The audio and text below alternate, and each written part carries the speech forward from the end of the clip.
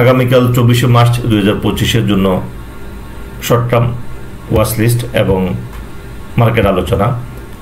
তো আজকে 421 কোটি turnover, 18 point minus market fall, এবং টেকনিক্যাল অ্যানালাইসিস অনুযায়ী বোঝাচ্ছে যে মার্কেট এখান থেকে আরও ফল করবে। তো টেকনিক্যাল অ্যানালাইসিস কাজ করে হলো হিস্টোরিক্যাল ডাটার উপরে।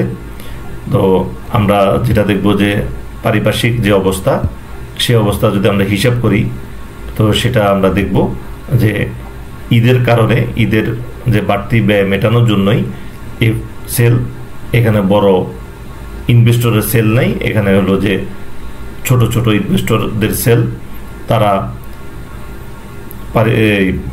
ঈদের বাড়তি ব্যয় মেটানোর জন্য এই সেলগুলো করছে।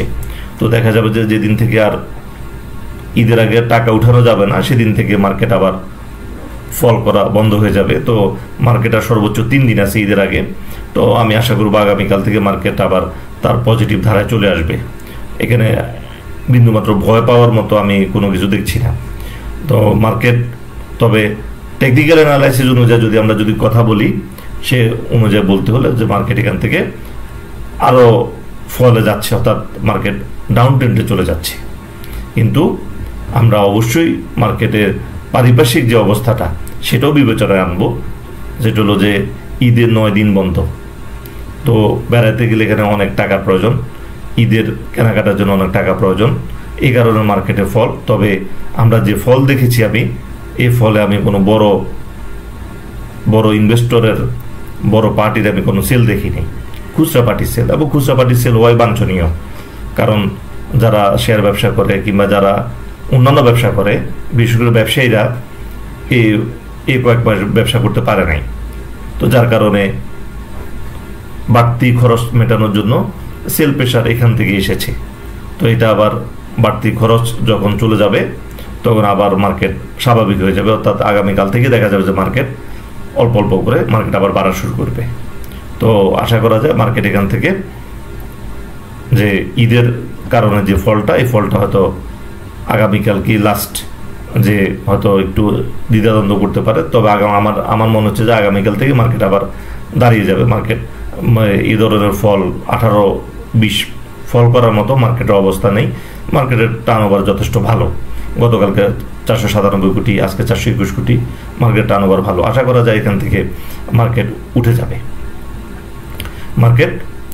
আগামীকাল। তো আগামীকালকের জন্য আমরা একটা শর্ট ওয়াচ লিস্ট দিব।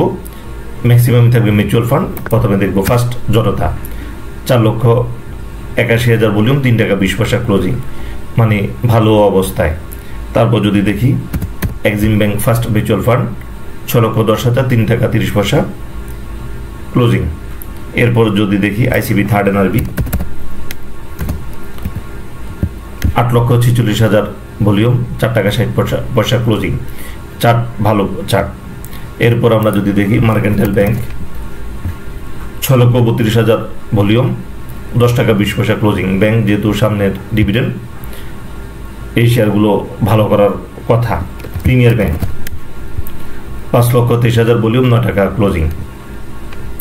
এছাড়া popular first mutual fund, 9,25,000 volume, 3 টাকা 30 পয়সা ক্লোজিং। তো মিউচুয়াল ফান্ডের মধ্যে এই মিউচুয়াল ফান্ডটা আমার পছন্দনীয়, কারণ তার ভলিউম এবং প্রাইস মুভমেন্ট পজিটিভ এবং আপ ট্রেন্ডে সে চলে গেছে। এছাড়া গতকাল যদি বসে দিয়েছিলাম রানার অটো, যেটা হোয়াটসঅ্যাপ গ্রুপে দিয়েছিলাম, আজকে 1,83,000 ভলিউম, 70 পয়সা কমেছে, 26 টাকা 60 পয়সা ক্লোজিং। তো এই শেয়ারটা ইপিএস ভালো এবং ভয়ের কিছু নেই, এবং যে পজিশন, এই পজিশনে এখান থেকে অতি শীঘ্রই প্রাইজের মুভমেন্ট আসবে এবং ভালো পজিশনে চলে যাবে শেয়ারটা। তো আশা করা যায় যে ওয়াচ লিস্ট দিয়েছি, এই ওয়াচ লিস্টে আমরা থাকলে আমরা মার্কেটের লুজার হব না, মার্কেটে আমাদের বড় ধরনের ইকুইটি লস হবে না। আমরা হয়তো এখানে মার্কেটের কারণে হয়তো 1টা দিন 2টা দিন হয়তো আমাদের লেট হতে পারে প্রফিটে আসতে, কিন্তু তার মানে এই না যে আমরা লসে চলে যাবো। অর্থাৎ হলো যে রানার অটোর এখান থেকে আমরা লসে চলে যাব, সেরকম কোনো কিছু না। হয়তো একদিন হয়তো লেট হবে আমরা প্রফিটে যেতে, হয়তো যে মিউচুয়াল ফান্ডগুলোর কথা বললাম, first Janata, Exim bank first mutual fund, ICB third NRB, popular first mutual fund, হয়তো 2 দিন আমাদেরকে এখানে স্টে করাইতে পারে, আমাদের টাইম কিল করাইতে পারে মার্কেট, কিন্তু এখান থেকে মার্কেটের যে মুভমেন্ট এটা তারা আপ মুভমেন্ট, অর্থাৎ হলো আপট্রেন্ড মুভমেন্ট বাড়বে। তো আশা করা যায়।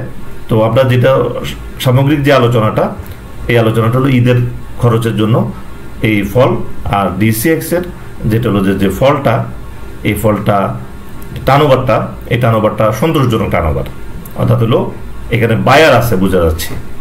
তো আমাদের ভয়ের কিছু নেই। আজকে রাতে আমাদের একটা কোর্স আছে 23-24 শর্ট কোর্স, তো আপনারা সবাই অংশগ্রহণ করবেন এখানে। আমরা মার্কেট আশা করি এই কোর্স করার পর আমাদের আর লস থাকবে না। তো আজকের আলোচনা পর্যন্তই, ধন্যবাদ।